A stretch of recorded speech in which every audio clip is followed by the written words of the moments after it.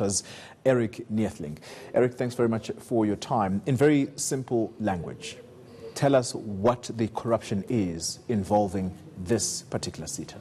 Yes, thank you for the opportunity. Our investigations came about after whistleblowers approached us earlier this year. What happened was we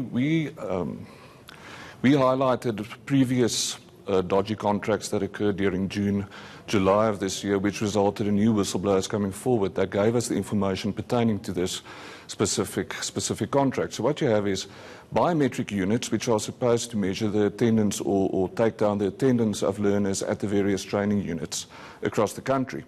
So 3,333 of these units were provided at 5,000 Rand a unit.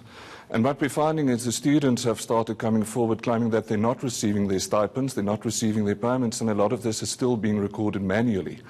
So a lot of money is being invested in this specific contract, and this is one contract pertaining to one SETA, of which there are 21.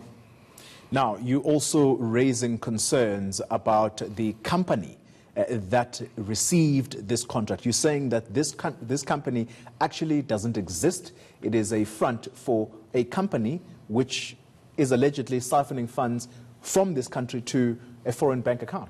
Well, in this specific contract, it seems as if the funds were diverted via the UK to a Mauritian company. The point is that this is related to one company who is fronting possibly for another company, but the company that actually received the tender, we couldn't find any details of them on the company records in terms of the company registration number and the likes. So a little bit more digging is required in terms of what they are registered as, and obviously a few other issues around what other services they're providing to other role players. The department directly responsible for this would be the Higher Education Department. How is that ministry responding to this particular or to these allegations? We haven't received any response from them pertaining to this particular allegation, but the investigation we launched into a printing company that provided services to this same SETA, where they were providing lanyards at 230 rands a lanyard, 30,000 of them, resulted in the Department of Higher Education contacting us. So we did engage with the Department of Higher Education on the invite, and we were thankful for that. And they indicated that there are some concerns around SETAs as a whole, given the fact that SETAs and the management of SETAs will be under review up until, say, March 2020, which ironically is the same duration for which this specific contract was awarded as well. But those reassessments by the department, shouldn't they be fast-tracked or moved forward, given that there is this issue that is happening right now? Without a doubt, without a doubt. Remember, 16.2 billion rands is being awarded to SETAs on a yearly basis.